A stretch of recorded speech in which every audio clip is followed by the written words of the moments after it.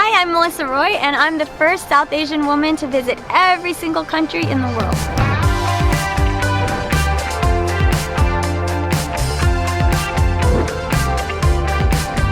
It's not every day that I meet someone else who is dedicating their entire life to visit every country in the world. More people have been to outer space than have stepped foot in all 197 countries. I found out about Melissa's journey about a year ago when she was nearing the finish line, and I was able to catch up with her the other day in LA. So what was your first trip like overseas, and how did you get hooked on traveling?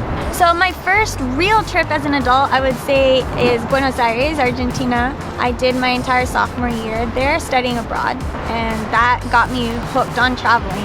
So I started exploring all of South America. When most students go to Europe, that's the typical study abroad. I wanted to do something different. But when Melissa was younger, her life wasn't always filled with traveling and happiness. Growing up, did you have any hardships? Yeah, I had a pretty unusual and difficult childhood, especially being an Indian girl. Most Indians that come to the US, they struggle anyway being a minority, but I had it worse because my parents got divorced when I was 6 years old.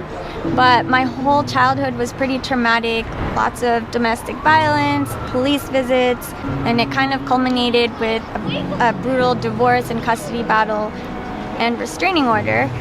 Amongst other things, but basically someone close to me suffers from a mental disorder, and that kind of caused all of this.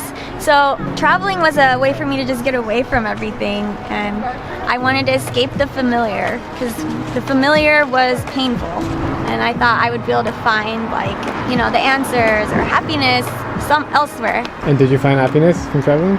It satisfied a lot of my needs, and I found comfort and solace in strangers because I didn't have that familial support.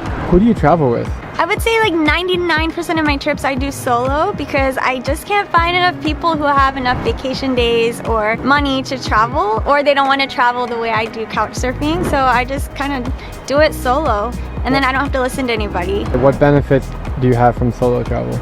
I don't know, sometimes being a woman actually helps because you're less intimidating to people. So locals will just come up to you and start talking, and then they invite you to, whatever they're doing, or invite you into their home. As she continued to travel and save money, Melissa preferred to sleep on people's couches instead of hotels to grow a stronger connection to the local culture. A lot of female travelers are scared to use couch surfing. Have you ever had a bad experience? No, I would say 99.9% of my experiences were good. I mean, every now and then you might get a creepy guy, but that happens just anywhere, walking down the street at the promenade in Santa Monica, so. Personally, I've used couchsurfing a number of times, the website where you can connect with locals and sleep at their house for free, but it's rare to find a female as brave as Melissa to do the same. What do you have to say to the ladies out there who want to travel? Is it safe? Do they need to take precautions? From your experiences? Yeah, I mean, if you're gonna travel like I did and do couch surfing, I would say be extra cautious, and you can always cross-reference people's references to make sure they're legit, and stay with only people who have a good profile with many references. But otherwise, don't listen to all the hype, the negativity in the media, because it's just noise. Listen to your own voice. Amazingly, she has kept in touch with almost all of the 200 plus locals who have hosted her. I have couch surfing hosts from all over that I'm Facebook friends with, and jokingly I say if I ever get married, I might just return the favor and invite all my couch surfing hosts and host them all in one spot, in a hotel or something. Traveling to every country is an incredibly challenging feat, and I really admire Melissa's passion and courage. She wants to be an inspiration for other female travelers to follow her footsteps, and that's exactly why I told you her story today. Melissa, what is one message you want to say to the world?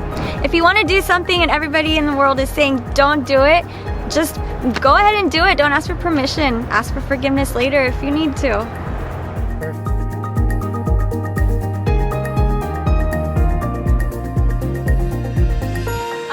My last country was Bangladesh, my dad's birthplace, and all 4 of my grandparents were born there. And what did it mean to you to finish in Bangladesh?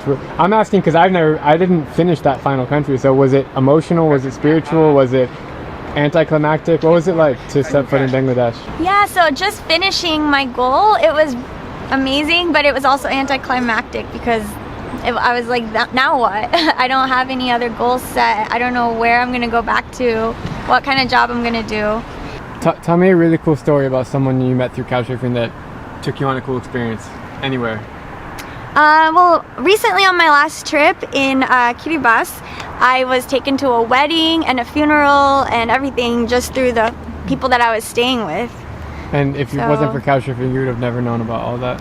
Yeah, and actually they weren't a member of couchsurfing, but I requested to stay with someone else and they weren't in town, so they put me in touch with them. So it was indirectly through couchsurfing. That's so cool. And in Afghanistan, I couchsurfed, like literally everywhere. I'm Drew Binsky, and if you like my travel videos, please click subscribe and ring that little bell so you can get notified on all my upcoming videos as I take you to every single country in the world.